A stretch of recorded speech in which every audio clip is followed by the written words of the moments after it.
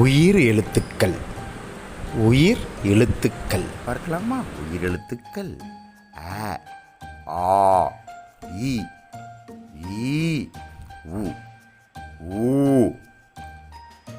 ஏ, ஏ, ஐ, ஓ, ஓ, ஔ, அ. அதை வைத்து அப்பா, அ, அம்மா. அடுத்ததாக ஆ, ஆமை. அடுத்ததாக ஆ, ஆடு. இ, இலை, இலை. ஈயை வச்சு இலைன்னு எழுதுறோம்.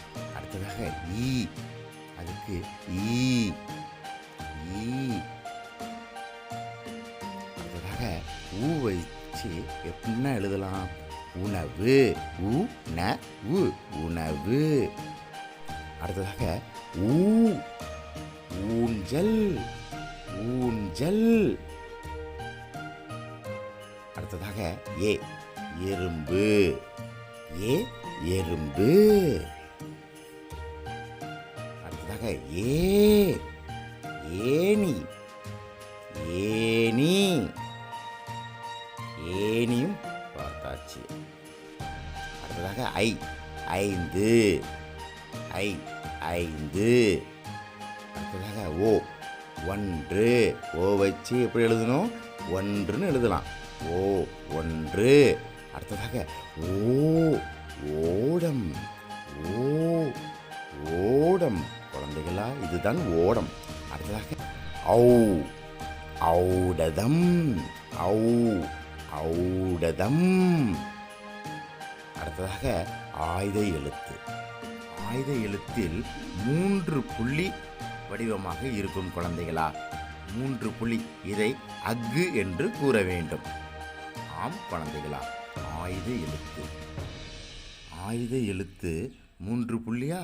இதை முப்புள்ளி, முப்பாற்புள்ளி என்னும் வேறு பெயர்களும் உண்டு குழந்தைகளா. முப்புள்ளி, முப்பாற்புள்ளி. ஆம் குழந்தைகளா, ஆயுத எழுத்து.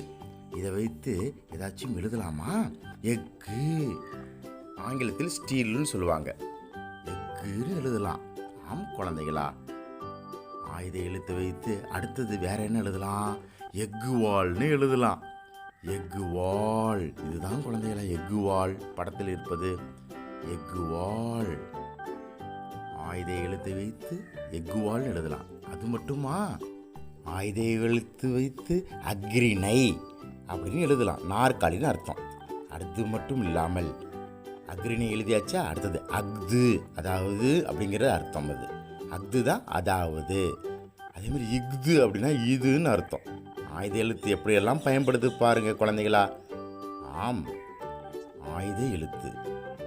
உங்களுக்கு இந்த வீடியோ பிடிச்சிருந்துச்சுன்னா சப்ஸ்கிரைப் பண்ணுங்க.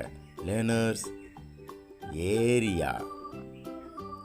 நன்றி, வணக்கம் குழந்தைகளா.